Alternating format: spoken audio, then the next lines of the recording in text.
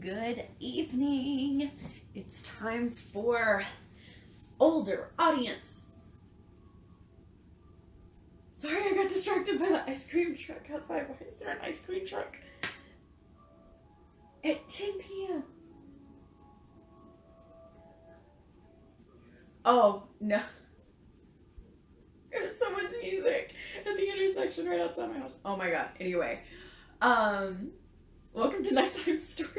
We're reading Everworld, chapters 4 and 5. I also want to take this moment to acknowledge the protests happening in Louisville, Kentucky right now. I have a lot of friends over there, and I am so proud of the people of Louisville for not tolerating the violence that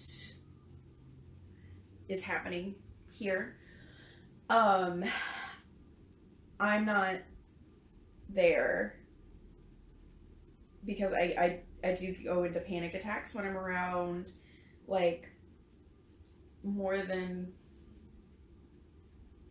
7-8 people, and so I would be more trouble than I'm worth in a situation like that, and so I'm just so glad this is happening because it needs to happen, and it couldn't.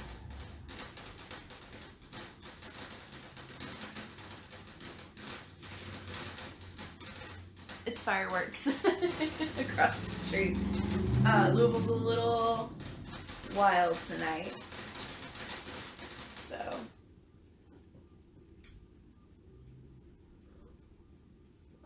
Trigger warning for trauma.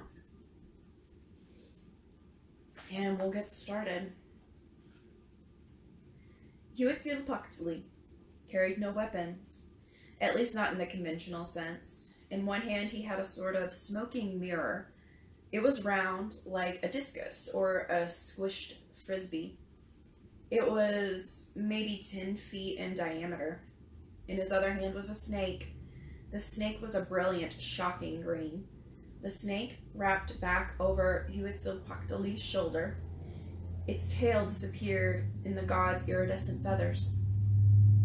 Mjolnir flew. Every head craned back to watch it. Every eye, Viking and Aztec, watched.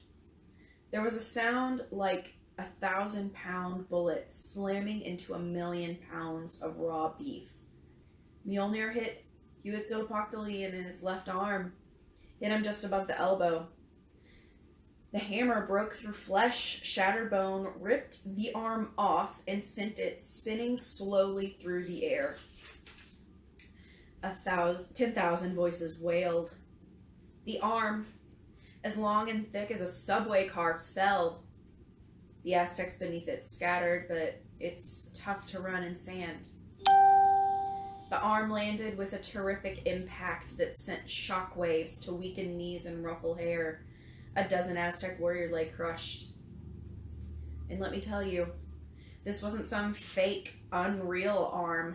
Huitzilopochtli may have been a god, but I saw a splintered white bone as thick as an old oak tree.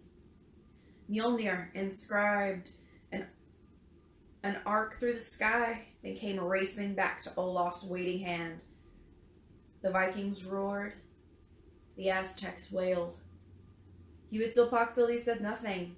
He swooped down, slowed, then as both Vikings and Aztecs fell back, making room, he landed. Just stopped flying, put down his legs, and landed. He was about the height of a 5 or 6 story building, maybe 10 times as tall as Olaf, 50 times taller than me because I was hugging the sand now. One huge sandaled foot planted itself just a few dozen feet away. Jalil's face was in the dirt beside me. He shot me a look. "We can hurt the foot," he said. I assumed he was babbling, but David was nodding in agreement. The Aztec The Aztec god's big toe was as big as all of me. But yeah, a sword would hurt it. Had to hurt. Who are you, human? And who are you, human, that you come to trouble me? A voice demanded. A huge rolling voice devoid of emotion, devoid of even the possibility of emotion. Olaf looked nervous. He spoke up bravely enough, but he sounded like a chihuahua yapping at a tank. I am Olaf Ironfoot. Who sent you against me? I come to free Odin One Eye from unjust captivity in the dungeons of Loki.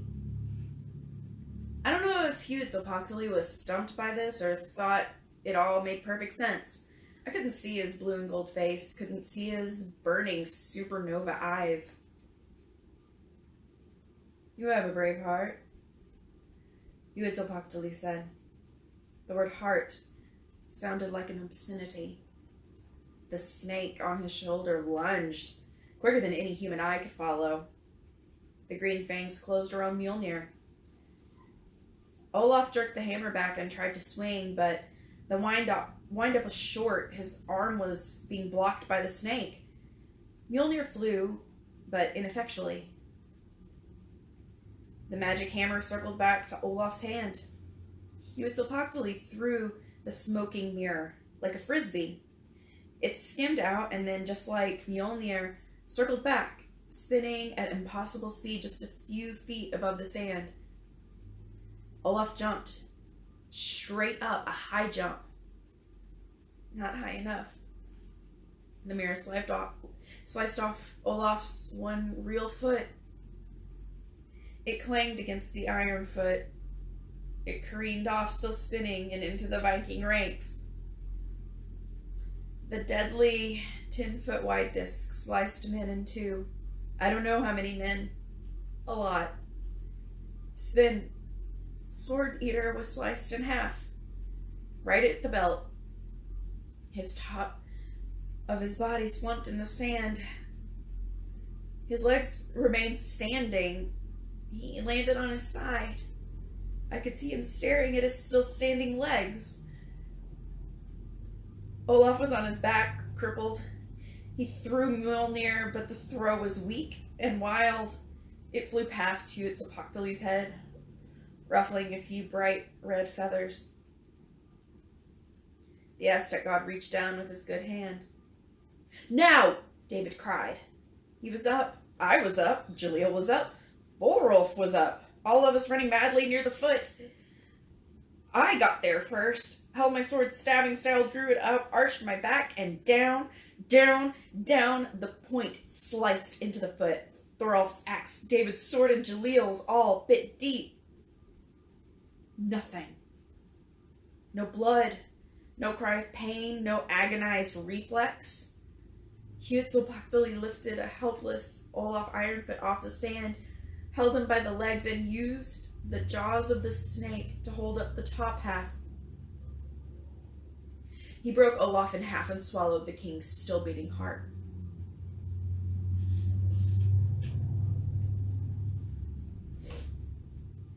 The Vikings broke and ran. No good. As David had predicted, they were caught trying to shove the boats off the beach. I don't know how many died in the massacre that followed. Thousands, I guess. I don't know how many were taken prisoner. I was. David was. Jaleel? April? We had no way of knowing in the mad chaos. It took all the rest of the morning and into the afternoon for the Aztecs to round everyone up. Meanwhile, we sat in the sand, no food, no water, hot, with the slowly sinking sun blistering the open wound on my head. Finally, with evening coming on, they marched us into New Tenochtitlan in columns, armed Aztecs all around us. We stumbled with the weariness of the defeated through huge gates, onto streets laid out and cobblestoned with mathematical precision. Women and kids came out of their houses to taunt us, throw things at us, ashes from the fireplace, bones, feces. It wasn't pretty. I tried to look around and see if I could spot Jaleel or April. I hadn't seen either of them. But it was a sea of heads, big, tall Vikings with their heads down, but still tall enough to screen Jaleel or April. David was beside me. He was looking around too, looking for a way out. David, the insecure hero wannabe. This was all some kind of macho party for him. Me, I wanted out too, but I wanted out of it all. I was done with Everworld. I was ready to go home, stay home, sit in my desk at school and do my homework and take my quizzes and call teachers sir and ma'am and rush straight home and tell my mom I loved her and my dad that he was my hero. That was the direction of my escape. Home. The real world. But David was busy sizing up the walls and defenses and the proud, happy, cocky Aztec warriors. Down along broad avenues we trudged. Neat, spotlessly clean adobe and stone buildings rose on either side of us. Businesses, I suppose, shops, and some houses. Some of the buildings were 3 stories high. All were crowned by deliriously happy Aztecs waving palm branches and throwing poop. They don't throw food, a voice said. I jerked my head back around. Jaleel, where have you been? David Jaleel's here, man. Didn't see you. Where were you? Hanging back, he said calmly. Wanted to see if you guys were in any special trouble first. That kind of annoyed me. But this wasn't the time to complain about Jaleel's tendency to look out for himself. I don't see anything yet, David muttered. You know, they'll probably party all night, get faced, pass out, maybe get careless. He dodged a flying turd. He dodged. I didn't. They aren't throwing food, Jaleel said again. You were hoping for a watermelon and fried chicken? I snapped as I wiped the stuff off with my sleeve. You know you turn into a real redneck when you get stressed, Jaleel said with a smirk. What about food? David asked. So what? So if you're looking to pelt the losing army with stuff, you go and dig out the garbage, right? You hit them with apple cores and... He rolled his eyes around toward me. Chicken bones and watermelon rinds. But these folks aren't throwing food, not even scraps. And look at them. The civilians, I mean. I looked more closely, I mean. Skinny, I said. Malnourished, Jaleel said. Borderline starvation. The soldiers were well fed, but the kids and the women are not. Plus, do you see any old folks? I didn't.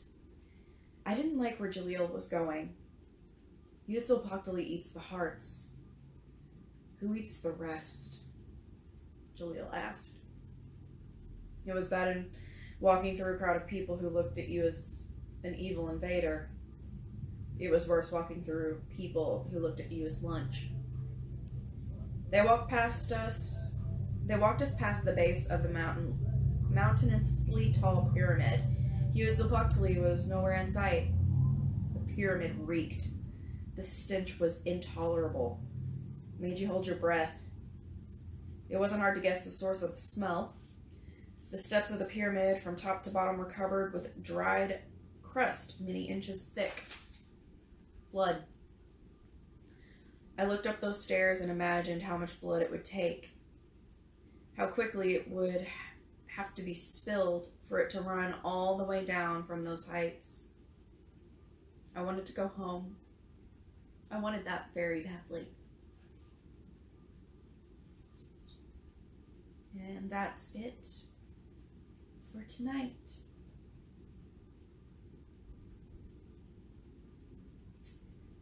So we will continue on with Everworld, Land of Lost.